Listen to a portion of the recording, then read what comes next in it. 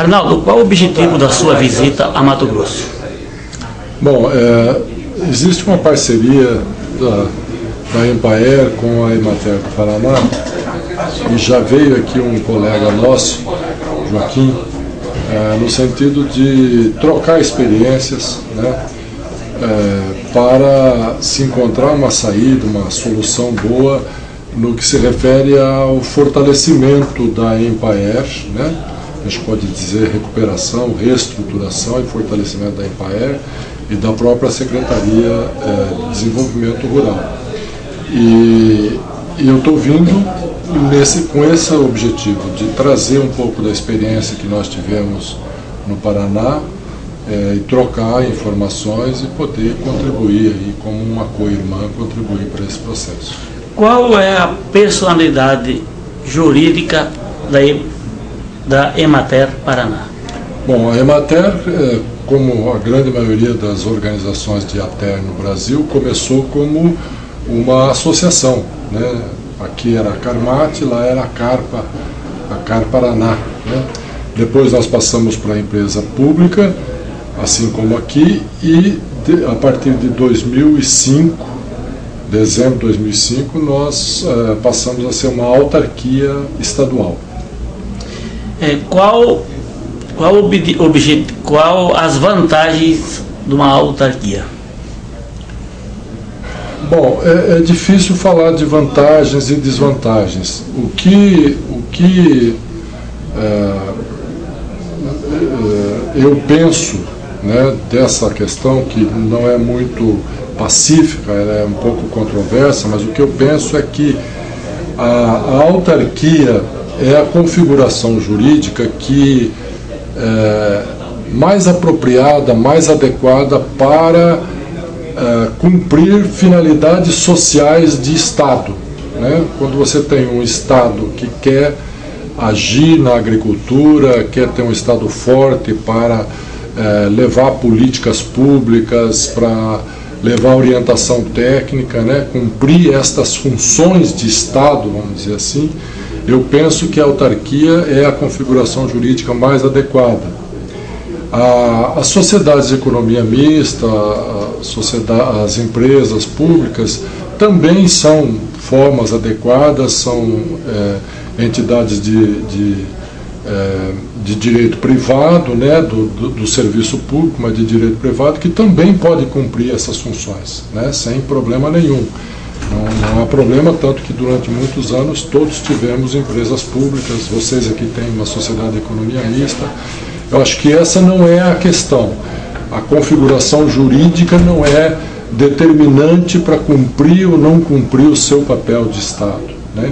Depende muito de como os governos encaram o serviço, de como encaram as empresas, né? Mas, assim, se for pensar especificamente em finalidades sociais do Estado, cumprimento do papel de Estado, eu penso, e é uma coisa muito particular, que a autarquia é a configuração mais adequada. Essa autarquia lá, então, é um instituto? Na verdade, é um instituto. Lá é Instituto Paranaense de Assistência Técnica e Extensão Rural. Nós mantivemos o nome fantasia Emater, né? Uma boa marca, né? Saber que a Emater Paraná tem bons serviços prestados aos paranaenses, em especial que estão familiares. Arnaldo, a Emater Paraná, hoje Instituto, ela está presente em todos os municípios paranaenses? Na verdade, nós temos 399 municípios no Paraná e a Emater tem escritório em 395 municípios. Atende todos os municípios, mas tem escritório em 395. Quantos funcionários tem hoje a Emater Paraná? Nós temos hoje cerca de 1.200 funcionários. Em torno de 1.090 funcionários seletistas, né, que continuaram seletistas, um quadro seletista, e temos em torno de 100 funcionários estatutários. A partir da autarquização para frente, as contratações Todas são através de concurso e dentro do quadro estatutário. Não se contrata mais seletista, é dentro do quadro estatutário. E os funcionários que vão se aposentando, vão saindo, vai saindo, obviamente, dos dois quadros, mas a tendência é sair mais do quadro seletista. Então, ao longo do tempo, nos próximos 30 anos, uma projeção nossa lá, nos próximos 30 anos, vai se esvaziando o quadro seletista e ampliando o quadro estatutário. Com esta quantidade de técnicos, é suficiente para atender a demanda do Estado do Paraná? Não, não é suficiente. Na verdade, nós teríamos necessidade de muito mais gente para poder atender todas as políticas públicas, atender todos os agricultores, ou pelo menos uma parte maior de agricultores. Nós temos no Paraná 370 mil agricultores. Destes, pelo menos 320 mil agricultores familiares. E nós, com um quadro de 1.200 pessoas, obviamente não damos conta de fazer um atendimento a toda essa população. O novo quadro próprio, aprovado em lei, o ano passado, uma lei que foi promulgada, sancionada em 30 de junho de 2010, ela cria o quadro próprio do Instituto Emater e a carreira estatutária. Este quadro próprio criado é de 1.600 funções, foi dimensionado para 1.600 funções, e a carreira estatutária, com dois pilares básicos, a carreira, o crescimento de carreira por tempo de serviço e por escolaridade.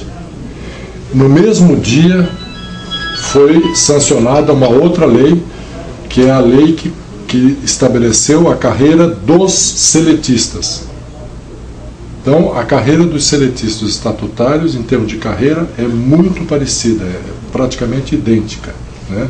Também apoiada em experiência, crescimento por experiência, né, tempo de serviço e escolaridade. Arnaldo, aqui em Mato Grosso nós estamos numa situação totalmente diferente. Nos últimos 16 anos houve um sucateamento profundo dos serviços de ATER e pesquisa pública em Mato Grosso. Isto tem provocado o êxodo rural. Nós temos hoje aí, a grande maioria dos agricultores no campo são aposentados. E a violência tem tomado conta até das pequenas cidades. E os nossos presídios, nossas cadeias públicas, né, estão lá com muitos filhos e filhas de produtores. Para finalizar, o senhor acredita que, fortalecendo esse serviço, nós poderíamos estar contribuindo no combate à violência? Eu não tenho dúvida nenhuma. Não tenho dúvida nenhuma que o serviço de ATER, né, de assistência técnica, extensão rural, é fundamental. É fundamental. É essencial, eu uso sempre esse termo de essencial, para que você possa gerar renda no campo, criar oportunidades, né? Eu digo assim, o serviço de extensão rural tem duas funções básicas, duas grandes funções básicas interagindo uma com a outra. A primeira dessas grandes funções é articular e executar, coordenar políticas públicas, fazer chegar as políticas públicas à população, às comunidades, às famílias, às organizações que estão lá na ponta. Tem que ter serviço de ATER, senão nenhum governo, nem federal, nem estadual, nem municipal, consegue fazer chegar políticas públicas lá. Seja crédito, seja seguro, seja abastecimento, seja habitação, saneamento, né? Seja pesquisa, inovação tecnológica, não consegue fazer chegar. Então tem que ter a ATER para fazer isso. E a outra grande função que é decorrente dessa é a de orientar tecnicamente os processos de produção, de organização e de acesso a mercado, que é articular a agricultura com os mercados para gerar renda, para ganhar competitividade e poder, vamos dizer, produzir a renda necessária para tocar os negócios adiante. Então, sem o serviço de ATER, isso fica truncado. Não tem como você movimentar, você dinamizar as economias locais, não tem como você levar uma política de crédito, não tem como você levar uma política de saneamento, de habitação, qualquer que seja ela, de inclusão, de cidadania, de segurança alimentar para a população, né? E se já é difícil, se a agricultura já é um setor difícil, que sofre muitos ameaças, muitos riscos e tal, sem assistência técnica, sem pesquisa, é o caos. Eu não tenho dúvida nenhuma disso. Eu queria me alongar mais um pouquinho. O Brasil, nós vivemos no Brasil, num período, especialmente na década de 90, um processo de desmonte do serviço de assistência técnica e extensão rural. Culminou com a extinção da Embrater, em diferentes estados o serviço de assistência técnica e extensão rural foi sucateado de diferentes formas, sem contratar, sem comprar veículos, sem aparelhar escritório, foi sucateando. Uns mais, outros menos, mas todos sofreram. Nós lá no Paraná, vocês aqui. Teve lugar que as empresas foram extintas, o serviço de extensão virou um departamento, teve lugar que ele realmente desapareceu, né? Todo esse desmonte veio na visão, na época, de que o mercado dava conta de resolver o problema de geração de renda, de emprego, de distribuição de renda, etc., etc. Que não precisava um Estado estar intervindo, estar participando e atuando nesses processos. Esse foi talvez um dos maiores erros que se cometeu, um dos maiores equívocos que se cometeu. A partir da década de 2000, início da década de 2000, começou um movimento de reconstrução da extensão rural no Brasil. Lentamente, né, e nos últimos anos de forma um pouco mais intensa. E o que a gente luta e trabalha é para que esse processo de reconstrução ocorra em todos os estados do Brasil e que se restabelecer, para que se restabeleça esse serviço de ATER em todo o Brasil. ATER estatal, ATER pública, com o Estado forte e cumprindo o seu papel. Sem isso, o caos é muito maior. A violência, o desemprego, as cidades inchadas, as periferias sofrendo, a fragilidade e a insegurança alimentar, né? Isso sem contar que na agricultura familiar onde está a produção de alimentos para abastecimento, para a soberania da nação e assim por diante. Então, concretamente, não tenho dúvida nenhuma.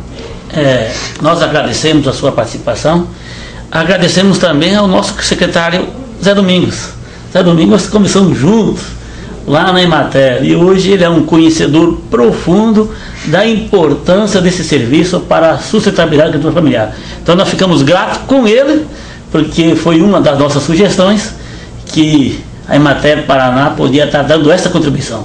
Nós agradecemos e esperamos que sua visita nos ajude a fazer com que o governo de Mato Grosso, que já está empenhado, se empenhe muito mais para fornecer aos agricultores familiares quantidade e qualidade. Eu é que agradeço da oportunidade, eu tô muito contente. Hoje foi o primeiro dia que eu tive aqui no grupo e agora à tarde o secretário nos posicionou da fala dele com o governador. De manhã ele já tinha dado orientação para nós como é que a gente deveria trabalhar no grupo. À tarde nós colocamos ele ao par do que nós fizemos durante o dia e ele falou para nós o que ele conversou com o governador. E eu senti claramente, e aqui não é nenhum confete, não, eu sou muito objetivo nisso, eu senti claramente a força que o secretário tem, o conhecimento que ele tem dessa questão específica, o domínio que ele tem dessa situação e a força e o empenho que ele está colocando nessa questão. Tanto que já tiramos algumas diretrizes para amanhã. nós vamos acelerar o nosso trabalho de grupo, porque algumas etapas ele já queimou hoje junto com o governador. Já adiantou, junto do governador, da Casa Civil, da Secretaria da Administração, e amanhã cedo, inclusive, nós vamos à Casa Civil e eu tenho certeza que daí nós voltamos para o grupo aqui, já com algumas tarefas vencidas, e vamos acelerar esse processo.